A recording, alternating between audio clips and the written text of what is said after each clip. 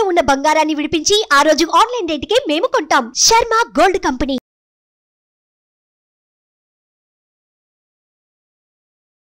నమస్తే, welcome to Suman TV. నేను మీ యామ్ని. ప్రస్తుతం మనతో ఉన్నారు ప్రముఖ ఆధ్యాత్మికవేత్త, ప్రముఖ జ్యోతిష వాస్తు పండితులు డాక్టర్ గుండపూడి శివసుధీర్ శర్మ గారు ఉన్నారు. గురుగారితో మాట్లాడి మనకున్న సందేహాన్ని అడిగి తెలుసుకుందాం. నమస్కారం గురుగారు. శ్రీమాత్రే నమః, శ్రీ గురుభ్యో నమః. గురుగారు, ఇప్పుడు జూన్ నెలలో మిథున రాశి వారికి ఏ విధంగా ఉంటుందండి? అసలు మిథున రాశి వారికి ఈ జూన్ మాసం కొంచెం నిరాశగా వెళ్తుందమ్మా.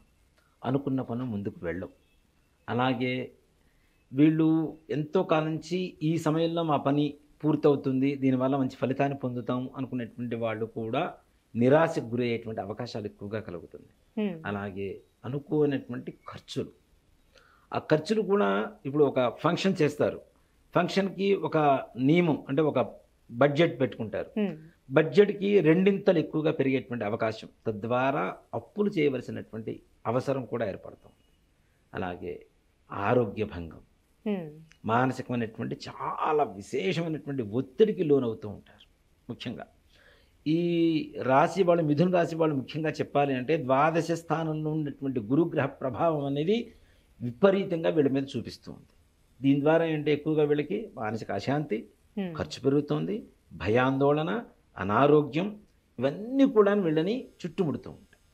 కానీ దీంట్లో కూడాను చిన్న వీళ్ళకి ఒక ఉపసంహరణ అంటే ఒక చిన్న రిలీఫ్ అంటాం కదా, విశ్రాంతి, అలాంటిది దొరుకుతుంటుంది.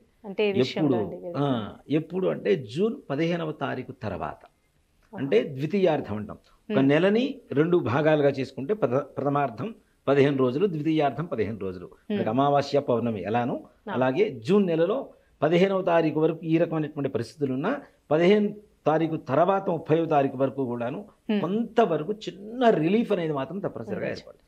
అలానే ఇప్పుడు వ్యాపారస్తులకి ఏ విధంగా ఉంటుందండి ఆర్థికంగా చూసుకున్నట్లయితే? వ్యాపారస్తులు కూడా ఈ నెలలో అంటే వాళ్ళు అనుకునేటువంటి స్థాయిలో వ్యాపారం జరగకపోగా, ఏదైతే భవిష్యత్ ప్రణాళిక సిద్ధం చేసుకుంటారో దానికి కావలసినటువంటి డబ్బు కూడా వీళ్ళ చేతికి అందక బాధపడేటువంటి అవకాశాలు ఎక్కువగా కనబడుతూ ఉన్నాయి వీళ్ళకి. దానివల్ల అశాంతి, భయం. ఇంకోటి ఏంటంటే పక్కన వ్యాపారస్తులందరూ కూడాను ముందుగా ఇవి ద్రవ్యాలన్నీ కూడా పక్కన స్టోర్ చేసి పెట్టుకుంటూ ఉంటారు. వీళ్ళ దగ్గర డబ్బులు ఉండదు, స్టోర్ చేసుకోలేకపోతే అరే మనం భవిష్యత్తు గురించి బాధపడాల్సి వస్తుంది అంటే భవిష్యత్తు గురించి ముందుగానే ఆలోచించుకొని బాధపడుతూ భయపడుతూ ఉండేటువంటి పరిస్థితి ఒక జూన్ మాసంగా వ్యాపారస్తులకి కనపడుతూ ఉంది. అలానే ఒక ఇల్లు కొనాలనుకున్న ల్యాండ్ విషయంలో అండి, అలాంటి పనులు జూన్ నెలలో చేయొచ్చా? అసలు ఈ నెలలో అలాంటి పనులు పెట్టుకోవద్దనే చెప్తాను.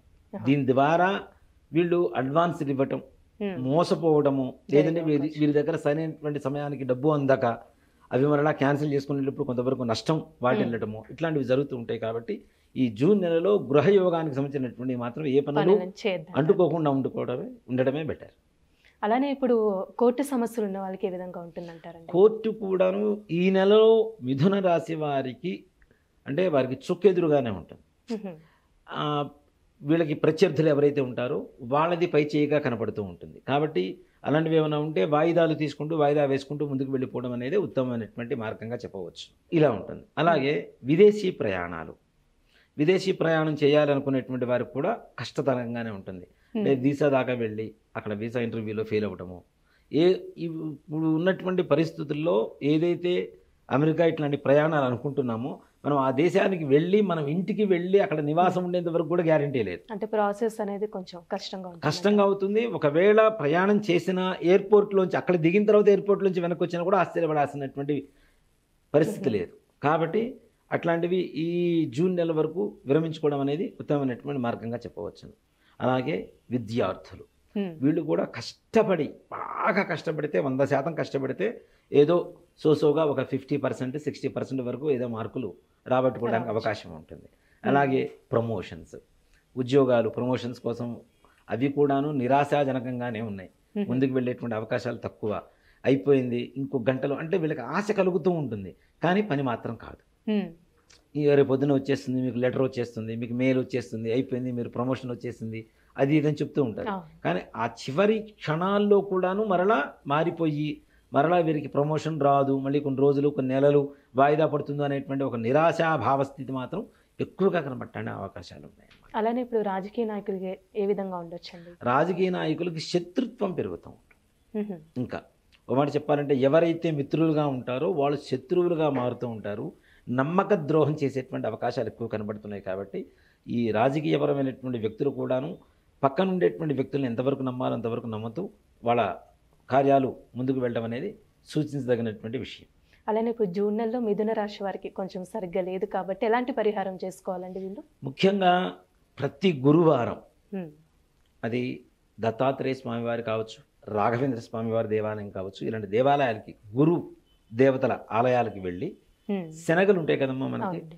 ఈ శనగలు అంటే మరలా ఈ హైబ్రిడ్ శనగలు కాకుండా నాటు శనగలు అని చెప్పి మనకి ఎక్కువగా బ్రౌన్ కలర్లో మెరూన్ కలర్లో ఉంటాయి బాగా. ఆ మెరూన్ కలర్ శనగలు తీసుకుని వెళ్ళి ఒక 1/4 కేజీ ముందుగా నానబెట్టుకొని ఇంట్లో వాటిని గుగ్గిళ్ళు చేసుకొని ఆ దేవాలయానికి వెళ్ళి నైవేద్యం పెట్టేసేసి బయట ఉండేటువంటి బిచ్చగాళ్ళు ఉంటారు కదా, ముష్టి వాళ్ళు ఎవరన్నా, వాళ్ళకి ఈ శనగలు ఏవైతే ఉంటాయో కొద్ది కొద్దిగా ప్రసాదంగా పెట్టి దాంతోపాటు ఏదైనా 1 రూపీ 2 రూపీస్ కాయిన్స్ ఉంటాయి. మ్మ్. ఇక్కడ మనం దానం ఇస్తున్నాం, వాళ్ళు ముష్టి వాళ్ళు, మనం ఇస్తున్నాం వాళ్ళు తీసుకుంటున్నారా అనేటువంటి భావన లేకుండా మన దోషాన్ని తీసుకునేటువంటి గ్రహ దేవతగా వాళ్ళని భావించాలి, మ్మ్. తీసుకునేటువంటి వాళ్ళని. కాబట్టి వాళ్ళకి దక్షిణ ఇస్తాం కదా, భగవంతుడు వచ్చినా పంతులు గారికి వచ్చినా దక్షిణ ఇస్తాం.